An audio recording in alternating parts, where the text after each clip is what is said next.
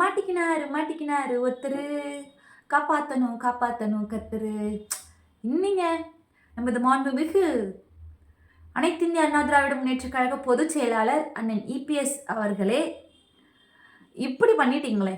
அதாவது பிஜேபி கூட நீங்க கைகோர்த்து போலாம், அது உங்களோட விருப்பம். நீங்க தமிழ்நாட்டை அடகு வைக்கணும் அப்படின்னு நினைச்சிட்டீங்க. அவங்கள பத்தி உங்களுக்கு தெரிஞ்சுமே நீங்க போய் அவங்க கூட உங்களுடைய சுய லாபத்துக்காக, சரிங்களா, சுய லாபத்துக்காக தமிழ்நாட்டு மக்களை அடகு வைக்கலான்னு நீங்க நினைச்சு நீங்க பண்ண ஒரு விஷயம் இன்னைக்கு உங்களுக்கே அப்பா நிக்குது. ஏன்னா மக்களை கேட்டுக்கோங்க, இவர் சரி பிஜேபி கூட சேர்ந்தா நாம ஜெயிச்சிடலாம், வலுவான கூட்டணி அப்படின்னு சொல்லிட்டு இவர் நினைச்சிட்டு இருந்தார் இல்லையா. இப்போ என்ன பண்ணியிருக்காங்கன்னா, இத்தனை தேர்தல்களை இல்லாத ஒரு முடிவை இப்போ பிஜேபி எடுத்திருக்காங்க. என்னன்னா, இப்போ எல்லா தொகுதிகள்லையும் குறிப்பிட்ட சில இடத்துல அனைத்து இந்திய அண்ணா திராவிட முன்னேற்ற கழகத்துக்கு ஒரு நல்ல ஒரு என்ன சொல்றது, மக்கள் செல்வாக்கு இருக்கக்கூடிய பகுதிகள்லாம் இருக்கும் இல்லையா. ஏன்னா அந்த இடத்துல நின்ட்டா வாய்ப்பே இல்லை, வேற யாருமே இல்லை, அனைத்து இந்திய அண்ணா திராவிட முன்னேற்ற கழகம் தான் அந்த இடத்துல வெற்றி பெற்று வரும் அப்படின்ற மாதிரியான புள்ளி விவரத்தோட சில பகுதிகள்லாம் இருக்கும் இல்லையா, சில தொகுதிகள். அந்த தொகுதிகள் எல்லாம் பிஜேபி தான் நிற்கணும். யார் சொல்றா? அவங்க ஓனர் சொல்லிட்டார், சரிங்களா.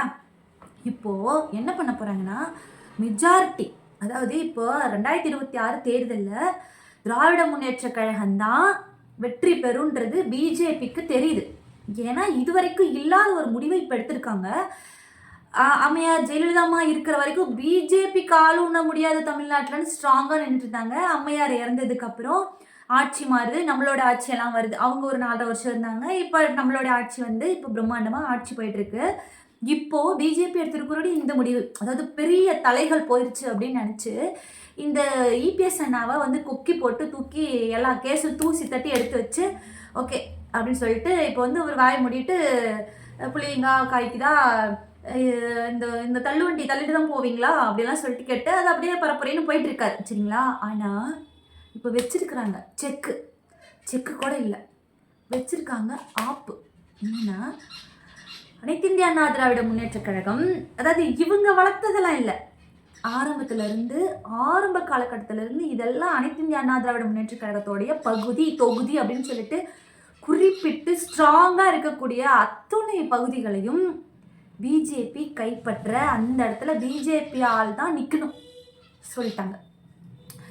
திராவிட முன்னேற்ற கழகம் இப்போ 2026 தேர்தலில் வெற்றி பெற்றும் இதில் எந்த மாற்றமும் இல்லை. எதிர்கட்சியா மதிப்பிற்குரிய நயினார் நாகேந்திரன் தான் வரணும் அப்படின்னு சொல்லிட்டு பிஜேபியோட ஸ்ட்ராங்கான ஒரு பிளானாக இருக்குது. இப்படி தான் போயிட்டுருக்கு இன்னைக்கு தேதியில் அரசியல். இப்போ மாட்டிக்கிட்டாரு யாருன்னா, எதிர்கட்சியாக வந்தாலும் அவருக்கு பேசலாம், ஆனால் சவுண்ட் வரக்கூடாது. சமுத்திரம் படத்தில் வர மாதிரி கை தட்டலாம், ஆனால் சத்தம் வரக்கூடாது. அந்த மாதிரி இபிஎஸ் அண்ணா மாட்டிக்கிட்டாரு. இப்போ சொல்லுங்க மக்களே, இந்த ஒரு நெட்வொர்க்கெல்லாம் ஃப்ரீ கொடுக்குறாங்கன்னு சொல்லிட்டு நாம் நிறைய யூஸ் பண்ணுவோம், அதுக்கப்புறம் தான் ஒரு செக் வைப்பாங்க, அந்த மாதிரி ஆயிடுச்சு. இப்போ சொல்லுங்க மக்களே, அடிமை சங்கிகள்னு அண்ணன் இளம் தலைவர் உதயநிதி அண்ணா எவ்வளோ ஸ்ட்ராங்காக சொல்கிறாரு, அடிமை சங்கிகள் அப்படின்னு சொல்லிட்டு. அது எந்த அளவுக்கு உண்மைன்றது பாருங்களேன். சுய லாபத்துக்காக ஒரு கேஸ் ஹேண்டில் பண்ண முடியாதா? அதுக்காக தமிழ்நாட்டையே அடகு வைக்கணும்னு நினச்சவங்களுக்கு இன்னைக்கு என்னதான் இருந்தாலும் எதிர்கட்சியோட ஒரு அனைத்து இந்திய அண்ணா திராவிட முன்னேற்ற கழகத்தோட பொதுச் செயலாளர் அப்படின்ற ஒரு அந்தஸ்து, முன்னாள் முதல்வர்ன்ற ஒரு அந்தஸ்தெல்லாம் அனுபவிச்ச அந்த மனுஷங்களுக்கு தமிழ்நாட்டை எப்படி ஆளணும், தமிழ்நாட்டு மக்களுக்கு இன்னும் என்ன பண்ணணுன்றது கூட கொஞ்சம் கூட அந்த ஒரு நாலேஜ் இல்லாமல் இப்படி போய் மாட்டி இப்போது அனைத்து இந்திய அண்ணா திராவிட முன்னேற்ற கழகத்தையே பிஜேபி கிட்ட அடகு வச்சு விட்டார்கள். தமிழ்நாட்டையே அடகு வைக்கணும்னு நினச்சிட்டாங்க. அப்புறம் அவங்களுடைய கட்சியை போய் அடகு வைக்கிறதுல அவங்களுக்கு என்ன ஒரு பெருசு இருக்குது. ஆனால் திராவிட முன்னேற்ற கழகம்னு ஒன்று இருக்கிற வரைக்கும், கழகம்னு ஒன்று இருக்கிற வரைக்கும் அது நடக்காது. தமிழ்நாட்டு மக்கள் தலை குனியாமல் வாழ்கிறதுக்கு என்னென்ன இருக்கோ அதையெல்லாம் செய்யக்கூடாது தான் நம்மளுடைய திமுக. முத்துவேல் கருணாநிதி ஸ்டாலின் என்னும் நான் அப்படின்னு சொன்ன அந்த ஒரு குரல் மீண்டும் ஒலிக்கும். போராடுவோம். எந்த விஷயமா இருந்தாலும் சரி போராடுவோம். மக்களை நீங்கள் பயப்பட வேண்டாம். திமுக இருக்குது, நீங்கள் யாரும் பயப்பட வேணாம். ஏன்னா தமிழ்நாட்டை அடகு வச்சு விட்டாங்க. அதாவது பிஜேபி வந்து தமிழ்நாட்டில் கால் ஊனிட்டாங்கன்னா என்னென்னலாம் நடக்கும்? முதல்ல வன்முறை வெடிக்கும். இதுதான் அவங்களுடைய ஒரு ஹேபிட். வட நாட்டில் பார்த்தீங்கன்னா அதுதான் அப்படியே போட்டு தெறிக்கும். எல்லாம் கார் அது எல்லாம் போட்டு வன்முறை வன்முறை வன்முறை. ஏன் இப்போ அப்படியே ஒரு சின்ன ஒரு சாரல் அடிச்சுட்டு பாருங்க. எங்க திருப்பரங்குன்றத்தில் பாரத் மாதா கி ஜே சொல்ல வேண்டிய இடமா அது? ஏன் விளக்கேற்ற போகிறதுக்கும் பாரத் மாதா கி ஜே சொல்கிறதுக்கும் என்னையா சம்மந்தம் இருக்குது? இதுதான் பிஜேபி வந்தால் நடக்குன்றதுக்கு ஒரு சின்ன எக்ஸாம்பிள். அங்கே வந்தார்ல தலை, எப்படி மாஸ் காட்டினார் பார்த்தீங்களா? அதுதான் திமுக.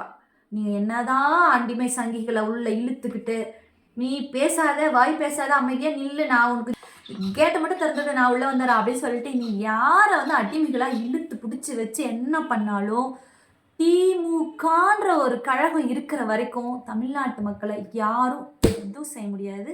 இதுதான் திராவிட முன்னேற்ற கழகத்தோட வெற்றி. 2026 திமுக கழகம்தான் வெற்றி பெறும். இதில் எந்த மாற்றமும் இல்லை. இது திமுகவுக்கு மட்டும் இல்லை, பிஜேபிக்கே தெரியும். 2026 தேர்தல் நிச்சயமாக திமுக கழகம் வெற்றி பெறும்.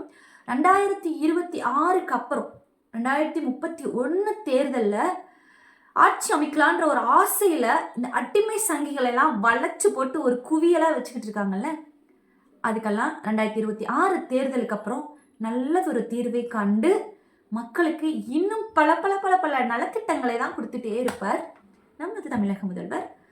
நன்றி, வணக்கம்.